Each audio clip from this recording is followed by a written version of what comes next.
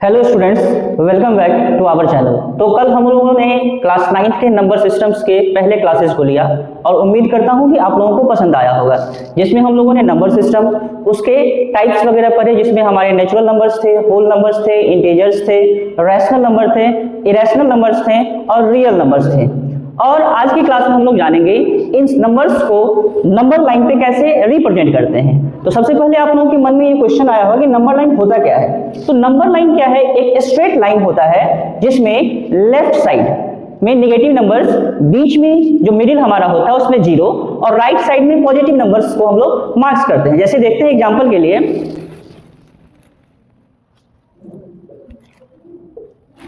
इसमें क्या होता है? लेफ्ट साइड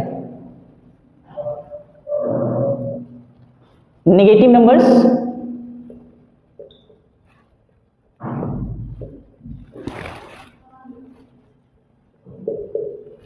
सेंटर जीरो, और राइट साइड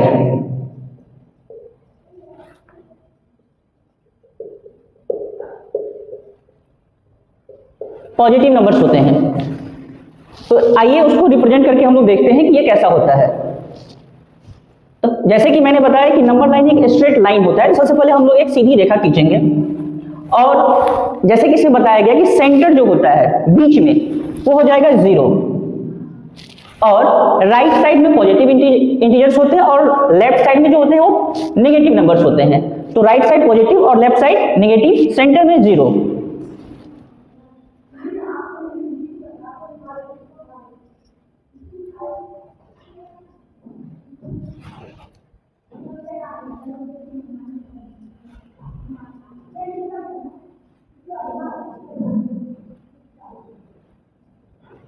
और इस बीच का जो अंतराल होता है वो बिल्कुल इक्वल होगा। तो जैसे कि आप लोग देख पा रहे हैं कि सेंटर में zero, right side positive numbers और लेफ्ट साइड नेगेटिव नंबर्स जो है वो दिए हुए हैं। तो ऐसे इस तरीके से हम लोग नंबर लाइन पे नंबर्स को रिप्रेजेंट करते हैं। और आइए फिर हम लोग देखते हैं कि इंटीजर्स को नंबर लाइन पे हम कैसे रिप्रेजेंट करते हैं। जैसे हम मान एक नंबर लेते हैं -4, इसे हमें नंबर लाइन पे रिप्रेजेंट करना होगा। एक और नंबर ले लेते हैं -1। तो हम लोगों ने देखा, सबसे पहले क्या किया, एक स्ट्रेट लाइन हमने खींचा और जो नंबर्स थे उसको हम लोगों ने रिप्रेजेंट किया, और इसके बाद रिप्रेजेंट करने के बाद हमें कौन सा नंबर चाहिए? -4। तो हमने फिर देखा आगे बढ़ते हुए हम लोग इस नंबर के पास पहुंचे, और इसके बाद हमारा है दूसरा नंबर जो -1। अगर हमें रिप्रेजेंट करना होगा तो इस तरीके से हम लोग नंबर लाइन पे इस इंटीजर्स को रिप्रेजेंट करेंगे। ठीक है, इसके बाद ही हम लोग आते हैं, हम लोगों ने पढ़ा था रैशनल नंबर। और रैशनल नंबर को फिर कैसे करेंगे? आप लोगों ने तो समझ लिया कि जो पॉजिटिव नंबर और नेगेटिव नंबर्स होंगे उसको तो इस तरीके से हम लोग नंबर लाइन पे रिप्रेजेंट कर लेंगे, लेकिन फिर रैशनल नंबर होगा उसको कैसे रिप्रेजेंट करेंगे? तो आइए अब बात करते हैं रैशनल नंबर की।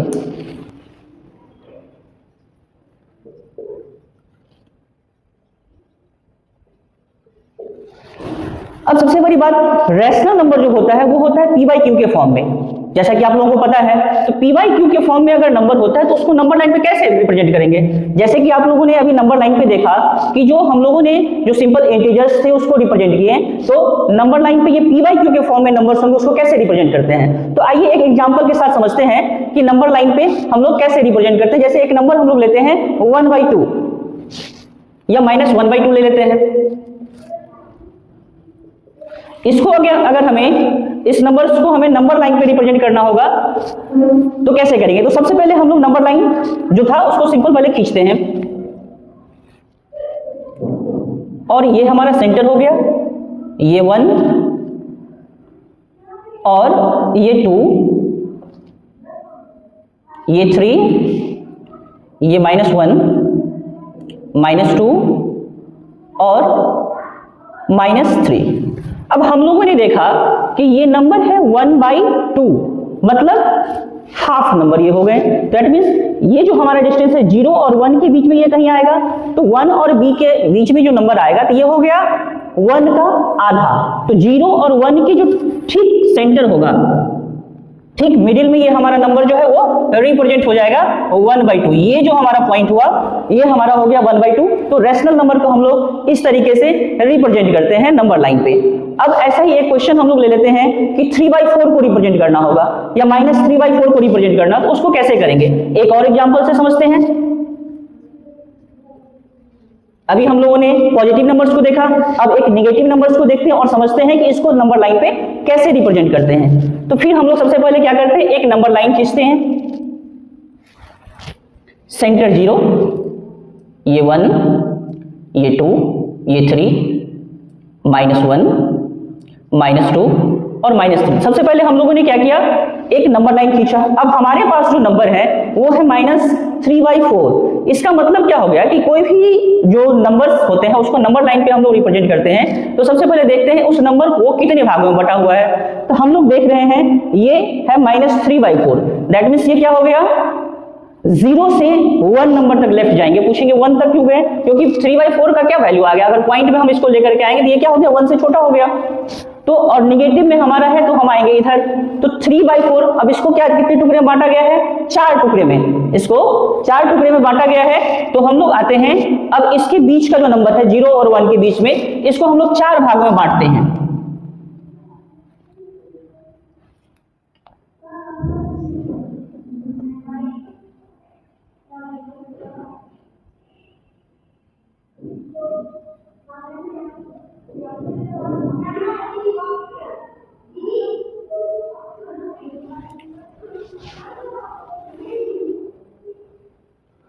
तो हम लोगों ने इसको 4 भागों में बांटा और इसमें जो लास्ट हमारा पॉइंट होगा 3/4, तो 1 2 3, ये नंबर जो हमारा हो गया ये हो गया -3/4।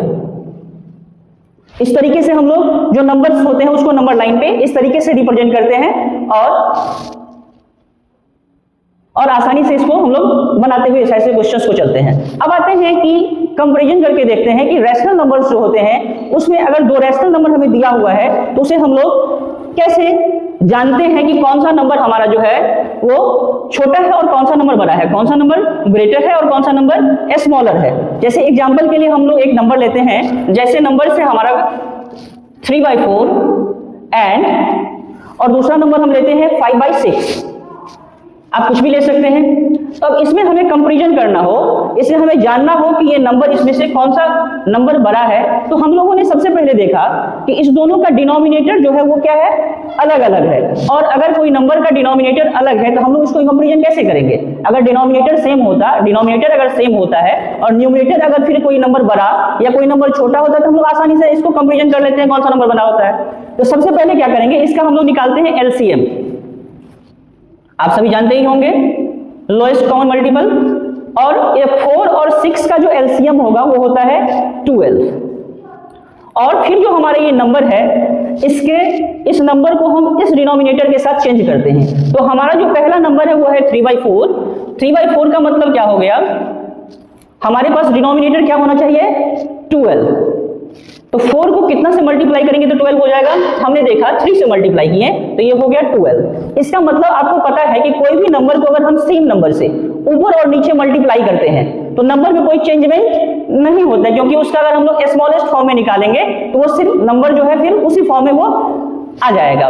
तो हमने क्या किया, अगर नीचे वाले नंबर जो हमारा डिनोमिनेटर है उसमें अगर हमने 3 से मल्टीप्लाई किया तो ऊपर वाले नंबर में भी हम लोग 3 से मल्टीप्लाई करेंगे। जो हमारा 3 पहले से था और 3 दूसरा नंबर हो गया, तो 3 3 क्या हो गया 9। दैट मीन्स इस डिनोमिनेटर के साथ हमारे ये नंबर रिप्रेजेंट हो गया। दूसरा जो हमारा नंबर था वो था 5/6। तो 5/6 को भी हम लोग चेंज करते हैं, तो 6 को कितना से मल्टीप्लाई करेंगे तो हमारे पास जो डिनोमिनेटर है वो हो जाएगा 12। तो हम 6 को भी 2 से मल्टीप्लाई करेंगे तो 6 2 होता है 12। दैट मीन्स हमारा जो ऊपर वाला नंबर है उसको भी हम 2 से मल्टीप्लाई करेंगे तो ये आ जाएगा सेम। अब हमने देखा कि दोनों नंबर का डिनोमिनेटर सेम हो गया, और दोनों नंबर का अगर डिनोमिनेटर सेम हो गया इसका मतलब यही हो गया कि अगर न्यूमरेटर है बड़ा तो वो नंबर हो गया बड़ा।